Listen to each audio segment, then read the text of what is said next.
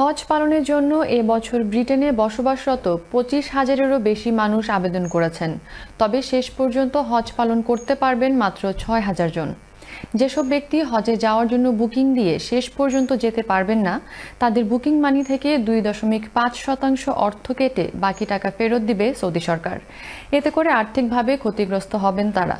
বিভিন্ন হজ ট্রাভেলস, হজ গাইড ও হজ যাত্রীদের সাথে আলাপ করে বিস্তারিত জানাচ্ছেন সিনিয়র রিপোর্টার মোহাম্মদ রেজাল করিম মৃধা।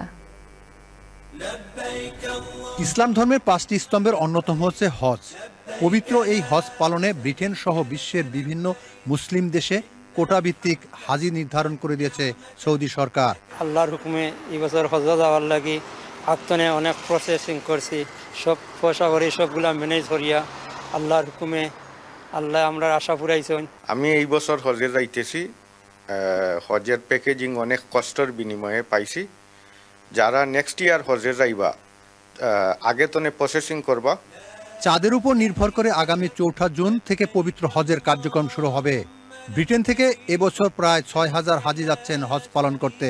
হজ পালনের জন্য অনেকগুলো এজেন্সি কাজ করছে, তবে এই এজেন্সি থেকে সর্বোচ্চ ৩,২০০ জন আবেদন করেছে। আগামী ২০ মে থেকে প্রথম হজ ফ্লাইট শুরু হবে। ভালো সার্ভিস দেওয়ার কারণে আমরা মেজরিটি মানুষ পেয়েছি ইনশাল্লাহ। এর মাঝে আলবাইতের পার্টনার হিসাবে আমরা রিলেবল এবং হনেস্ট যারা আছেন, যেমন লাভবাহিক, আমাদের বাংলাদেশি কমিউনিটি লাভবাহিক আছে, হিজাজ ট্রাভেলস আছে, এবং ডোম টোল, ফ্লাইট এক্সপ্রেস, আল হেদায়া, আলতাফারিজ, এই ধরনের আমরা বিভিন্ন কোম্পানি আজকে যারা পুরানা আমরা মুনাজ্জিম আসলাম, যারা হজের লাইসেন্স ছিলাম, তারাই আমরা আছি। আলহামদুলিল্লাহ এবারও আমরা চেষ্টা করবো বিগত ২ বছর থেকে আরো ১২ সার্ভিস দেওয়ার জন্য। হাজিদের সেবা দেওয়ার জন্য প্রতি ৪৭ জনের একজন করে গাইড বা মোয়াল্লেন দেওয়া হয়। সেই হিসাবে এবছর ১২৮ জন মোয়াল্লেন ব্রিটেন থেকে যাচ্ছেন। আমাদের সাথে যারা যাবেন তাদেরকে কিন্তু আমরা গাইড দেওয়া শুরু করেছি এবং সেমিনার হবে। এরপরে তাদেরকে নিয়ে আমরা মক্কাতে পৌঁছবো। হজের ৫ দিন আসলে পরে তাদেরকে মিনার টেন্টে, এরপরে আপনার আরাফাতের দিনে, তারপরে মুজদালিফায় থাকা, এই সব গাইডগুলো আমরা করব এবং যে ট্রান্সপোর্টেশন বাস এবং কোচ দেবে সেগুলোতে আমরা তাদের হাজিদেরকে আমরা গাইড করব। এবছর ব্রিটেন থেকে হোটেল ও সার্ভিসের উপর নির্ভর করে ৭,০০০ পাউন্ড থেকে শুরু করে ১৩,০০০ পাউন্ড, এমনকি ভিআইপিদের জন্য ২০,০০০ পর্যন্ত খরচ লাগবে। তবে কোটার কারণে যারা হজে যেতে পারছেন না, সেই সব হাজিরা অর্থনৈতিকভাবে ক্ষতিগ্রস্ত হওয়ার আশঙ্কা রয়েছে।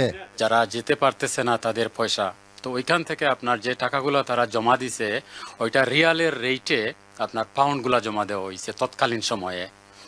এখন যদি যারা যাইতে পারেন নাই, তাদের ওই টাকাগুলো ফেরত দিবে ওরা, কিন্তু 2.5% কেটে রাখবে আপনার।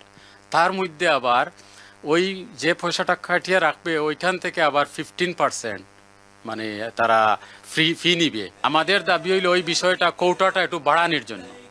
এটা হইলো ১। ২ নম্বর হইলো যে লোক যারা যে পয়সাগুলা পে করবে ওইটা ফুল অ্যামাউন্টটা তারা ফেরত দিবে। মুসলিম সংখ্যার উপর নির্ভর করে হাজি কোটা নির্ধারণ করা হয়। অনেক দেশ সেই কোটা পূরণ করতে না পারলেও এবছর ব্রিটেনে বসবাসরত ২৫,০০০-এরও বেশি হাজি আবেদন করেছেন, কিন্তু যেতে পারবেন মাত্র ৬,০০০ জন। এই সমস্যার সমাধানে ব্রিটেন থেকে আরও হাজি নেওয়ার অনুমতি দেওয়ার দাবি হাজিদের। Mohammad Rezaul Karim Mridha, channel news, London.